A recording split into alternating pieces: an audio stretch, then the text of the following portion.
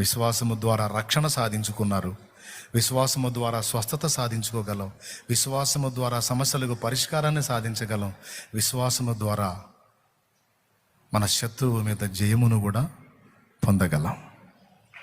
ఇంక వేరే మార్గమే లేదు. నీకు జయ జీవితాన్ని ఇచ్చే యేసు నీలోకి వచ్చి జీవించున్నట్లు ఆయన్ని విశ్వసించు, స్వాగతించు. యేసు నీలో ఉన్నాడని నమ్ము. ఆయన జయిస్తాడని నమ్ము, జయించాడని నమ్ము. నువ్వు ఆయన యందున్నావు, ఆయన నీ యందున్నాడని నమ్ము. నీవు యేసు సంబంధివని నమ్ము.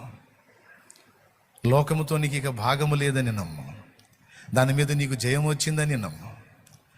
మిగిలిన 3 ఎలాగైతే సందేహించక నమ్ముతావో ఇది కూడా అంతే నమ్ము, స్వతంత్రించుకుంటావు. దేవుని యందు విశ్వాసం ఉంచి దేవుని ద్వారా కాకుండా నీ సొంతంగా ట్రై చేస్తావా? నీ వల్ల అయిద్దా? ఇప్పటిదాకా ట్రై చేసినట్టున్నావు, అయిందా? 3 రోజులు ముందుకి 7 రోజులు వెనక్కి. ఇది బతుకు, వదిలేసేయి. ఇది నువ్వు ట్రై చేయటం కాదు, దేవుడు నీలో ఉండి పని చెయ్యని.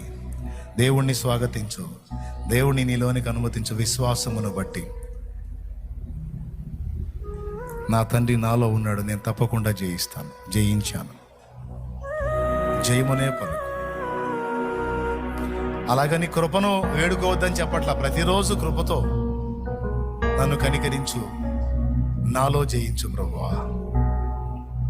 ప్రతిరోజు కృపను వేడుకోండి, క్రీస్తునందలి విశ్వాసం ఉంచండి, జయమును స్వతంత్రించుకోండి. Amen, amen.